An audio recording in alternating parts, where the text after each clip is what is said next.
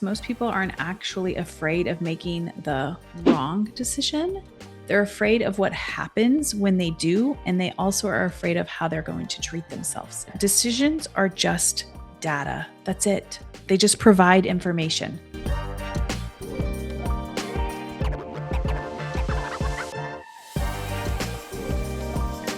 Welcome back to Your Money, Your Rules. Today, we are talking about something that I think every business owner or founder experiences, that's making decisions. And more specifically, why so many smart, beautiful, capable women struggle with making them. So let's dive in. I think a lot of us grew up as really smart, straight A students. At least has been my experience with the women that I have worked with, and the A's in school and all of this stuff of like doing it, trying to do it perfectly and not get it right. And we look at making these decisions. We've taken how we have been in school and we approach decisions like we're looking for certainty. We want to find the perfect answer. We want the guaranteed outcome, the sign or the proof or the validation. And leadership and owning your business, it doesn't work that way. The future is unknown. You can gather data, you can seek wisdom, right? You can do your due diligence. But at the end of the day, what I always say, like the buck stops with you. Like you've got to make the decision. You have to get information and data from the decision. You have to feel into it and do it and then see how it works. And the discomfort that we're so used to feeling, I think, is from that place of uncertainty. It's not like making a decision because you either make it or you don't, right? Or you make this decision or you make that decision. Like there's nothing there. That's the action. But it's like, what is the feelings that it's bringing up within us that's creating the hesitancy in making the decisions? I have an actual post-it on my computer that says, I don't know the outcome and I'm trusting God and myself anyways, and I'm moving forward. I think for so many of us, we think that also too, we're putting so much pressure on the decision that we are making versus this is just another step that we're doing and moving forward. So many of us attach, I think, a lot of who we are, our identity, what we think about of ourselves as a human to the outcomes. And we are so often attached to the outcomes that we are creating. So, we have beliefs around like, oh, if this works, then I've done a good job, or I haven't messed up, or I'm successful, or I'm credible or capable. Like insert whatever flavor you use or what your brain tells you that when you are wanting to make decisions. And then we have stories around like, if it doesn't work, right, then we have those stories around like, I'm a failure, or this isn't going to work, or I'm irresponsible, or I messed this all up, or I should have known better. Like there's a lot of beating up energy when it comes to if we make a decision and it didn't work out. And I think for so many of us, we don't allow ourselves to just play and make some decisions. We've heavily put so much into like the money that we're going to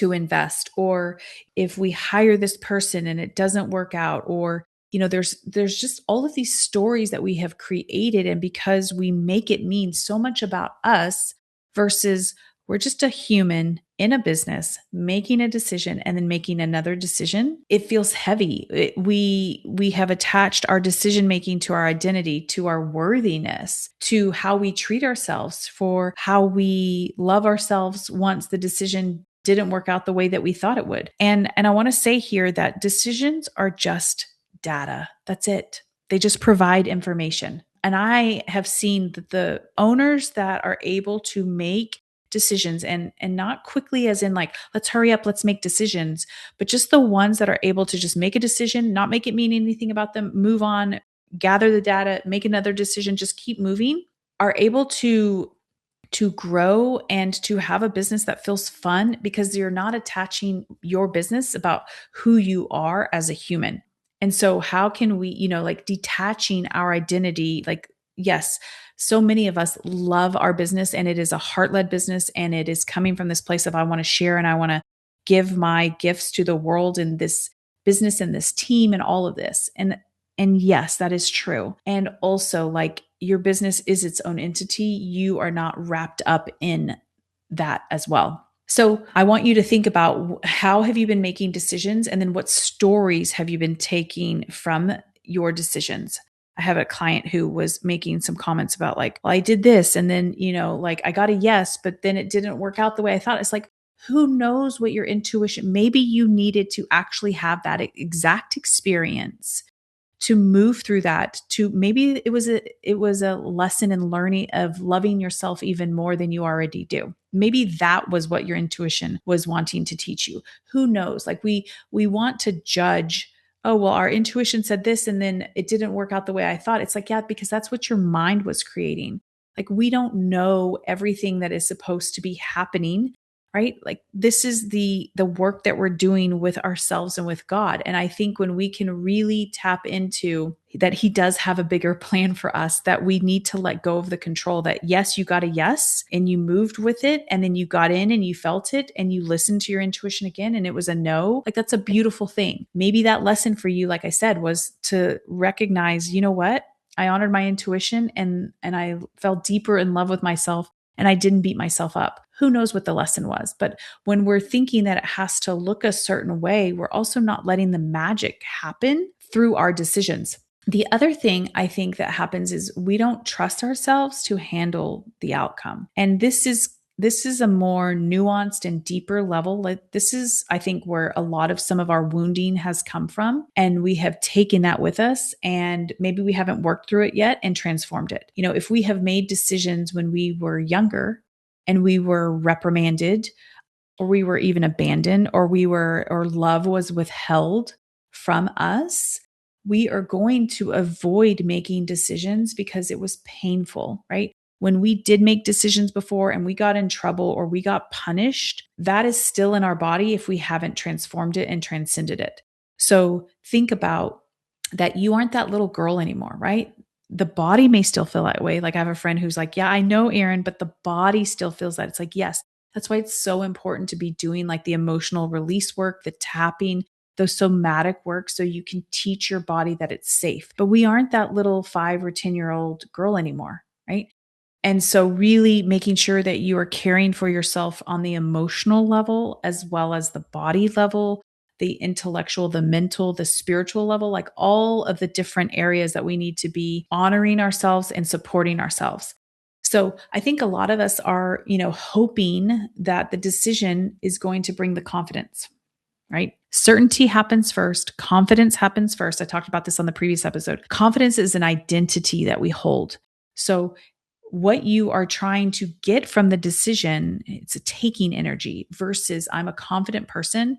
I don't know how it's going to work out. Like I just said, like in my little post-it, I don't know the outcome and I'm trusting God and myself always. And I'm moving forward. And so when we are trying to make a decision to feel confident versus feeling confident first and then making that decision, you're never going to get confidence from something outside of you. And I think what we all need more of is more confidence, more love, more self-trust for ourselves. When you trust yourself, when you love yourself so much, when you are your biggest advocate, you know that you'll figure it out. You'll know that no matter what comes your way, you're going to figure it out. You'll adjust, you'll learn, you'll make another decision, and you're going to treat yourself kindly. Like this is, I think, really important to take away here. Treating how you treat yourself after the decision or the outcome has happened is everything. You have a choice. You have a decision. If you are someone who is used to beating yourself up, then of course we're not going to want to make a decision because we know how terrible it feels when we beat ourselves up and when we are our harshest critic. But if you were someone who is cultivating more love for themselves, more self-trust, and be like, you know what? No matter what, I'm going to love you anyway. No matter what I'm going to say, you know what? I support you. You acted on your intuition. I'm here for you. What did we learn? What, can we take away from this and move forward? Like that changes the way that we make our decisions. When you know that you're no longer going to beat yourself up and you're going to be there for yourself, you're more likely going to make decisions and when I say quicker, what I just mean is like from when your intuition talks to you or however you hear or sense or feel your intuition. And when you receive those downloads and then you make the decision, right? I think a lot of times we don't close the gap, meaning from when we receive our intuition and our downloads to when we actually take the action, because we are afraid of how we're going to treat ourselves. We know that we aren't going to speak so kindly to ourselves. We know we're going to spend maybe a week in shame versus, oh, okay, well, that didn't work, or it didn't work the way I thought it would. Okay, I'm moving on.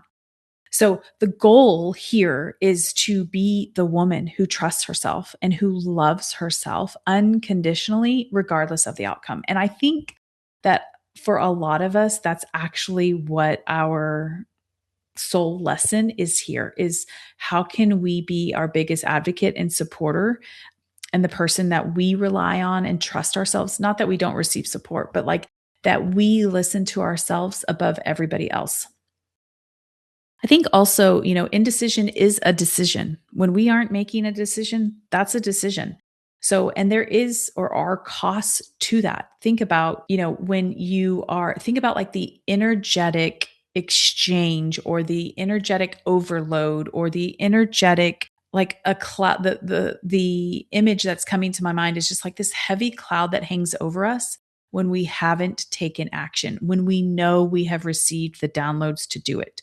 Think about how your momentum slows, your mental bandwidth. You're constantly thinking about that. You're going back to that. It's something that you're spending energy on, time on, emotion, right? Emotions on. So when you are waiting, you have to start asking yourself, what is the resistance here? Am I afraid to make a decision? Is it because I'm afraid of how I'm going to treat myself? Is this an old story coming up from my dad when I was 10 of like, I did something and I messed up and I got really, in trouble for it? And that you really have to start digging into this deeper and be like, what is the resistance for me making a decision? Sometimes it's as simple as, I just don't have enough information yet. And you got to be very, very clear and onto yourself about this, because sometimes that's actually factual. Like, I don't have enough information. I actually do need a couple more questions answered for me to make a decision. And sometimes that can be very sneaky of avoiding making a decision. So here you go back to like, you will only know because it's your body and you have to slow down long enough to get into it, to feel into it, to see where that is coming from. But sometimes it's like, I actually don't have enough data. Like, I talked to someone the other day and I was like, I'm a yes, but there's some things that we need to do foundationally first before we take, where you guys want to go with this. And so sometimes that is the answer. Sometimes the answer is, someone's telling me that I need to do this, but I don't really want to. My intuition's saying no, not to make this decision. Maybe it's you have been abdicating responsibility to an advisor for so long and they're suggesting you do something and you're like, I don't actually want to do that. And the resistance is, I need to actually stand up and say, I don't want to do this. And that's why that's coming up. Like, there's so many different reasons why we aren't making decisions. Some of it is because we are afraid. Some of it is because it's not in alignment with who we are. Sometimes it's because of how we're going to treat ourselves after the fact. And sometimes it's like, I actually just need more data or need some, a little bit to, and sometimes making the decision will give you more data, right? Like that happens a lot too. But I know for me, because I've gotten so clear on what I want and where I'm moving towards and what my expectations are, it's me asking a little bit deeper questions to get some information to then get that intuitive download or that hit. So just think about when you are, and the term that gets used or thrown around a lot is decision fatigue, right? Decision fatigue and making a bunch of decisions. And then decision fatigue, I think of like not making decisions or being in that indecision place. So just allowing yourself to, I think from an energetic standpoint, like how can you free up more energy and more like feel lighter? It's like make a decision and then you will get data. So things that or questions that you can ponder on this week of, if we are attached to a decision or we're making a decision means something about us, like what am I making this decision mean about me as a person? Like those two things should be completely detached. If they aren't, start there. What outcome am I most afraid of? outcome and also what am I like afraid of treating myself if I make this decision and it doesn't work out the way I think it should, the way that the mind thinks it should? What am I most afraid of? Do I trust myself to handle whatever happens next? And will I love myself no matter what the outcome is? I think the other thing too here, and I want to do a couple of podcasts on this, is the relationship that you have with God. I've always been a spiritual person. I haven't been religious because I think that there's a whole conditioning there, but I really truly believe in God. I believe in his power.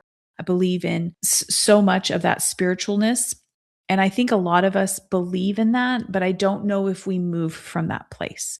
I think, like I talked about in my previous episode, like we think of it in theory, but if someone truly has faith, if someone truly believes in God, you would take the action. And so really start to question, like, what is my level of faith? What is my level of connection to God? And, am I moving from that place, or am I thinking about this in theory, but I'm not actually embodying it and taking action from that place? Okay. So, and I'll leave you with this, is that one of the biggest shifts that I've experienced in my life over the last 6 or 7 years is realizing that self-trust is not built by making, and there are no perfect decisions. It's by just making decisions and then handling what comes next. And every decision that I've made has taught me something. It has given me data. It has strengthened my ability to trust myself, to love myself at a deeper level. And I think that that's what leadership is about. It's not about being perfect, which doesn't even exist. It's not about having all of the answers. It's about certainty within yourself, within your faith in God, moving forward, even, not knowing the outcome. It's about trusting yourself. It's about loving yourself and moving forward, even when you don't have all the answers. Because I really truly believe that our business moves at the speed of what our nervous system feels safe to move at, and also at the level or the quantity of our actions, right? Like, how often are we making decisions? I shouldn't say quantity of our actions, the quantity of our decisions, right? If we are making decisions on a more frequent basis, we are gathering more data and we are learning more about ourselves. So I thank you for being here, for spending your time with me, and I'll see you in the next episode.